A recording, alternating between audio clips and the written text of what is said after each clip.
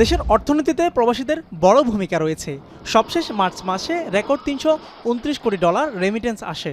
৫ August সরকার পতনেও এই প্রবাসীরা গুরুত্বপূর্ণ চালক ছিল। ফ্যাসিবাদের বিরুদ্ধে বিক্ষোভ করায় চাকরি হারাতে হয়েছে অনেককেই, ফিরতে হয়েছে দেশে।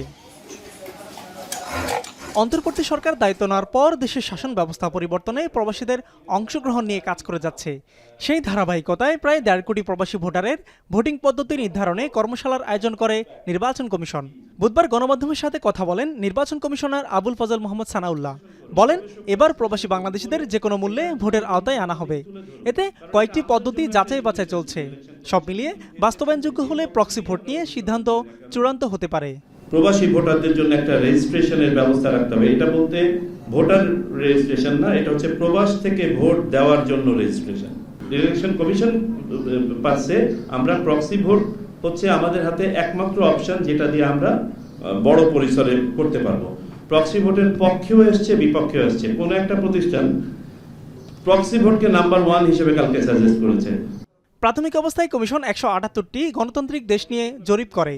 প্রবাসীদের ভোটের সুযোগ থাকা এমন অন্তত ১১৫টি দেশ নিয়ে গবেষণা করা হয়। আমরা দেখেছি পৃথিবীতে প্রায় 25টা বা তারও ততোধিক দেশ প্রক্সি ভোট করছে, এবং এক একজন, যেমন কারোর জন্য হয়তো শুধুমাত্র পেশেন্ট বা যারা হসপিটালে আছে বা ডিসেবল বা ওল্ড এজ যাদের, তাদের জন্য আছে। সবার জন্য উন্মুক্ত দু একটা দেশের নাম বলি। ফ্রান্স, তারা সব যে কোনো নাগরিক প্রক্সি ভোট দিতে পারে। নেদারল্যান্ডস, যে কোনো নাগরিক প্রক্সি ভোট দিতে পারে। Switzerland, UK. কর্মশালায় বিভিন্ন সরকারি বেসরকারি সংস্থার কর্মকর্তা, বিশ্ববিদ্যালয় শিক্ষক, বিশেষজ্ঞ ও নির্বাচন কর্মকর্তা সহ অন্তত ৮০ জন অংশ নেয়।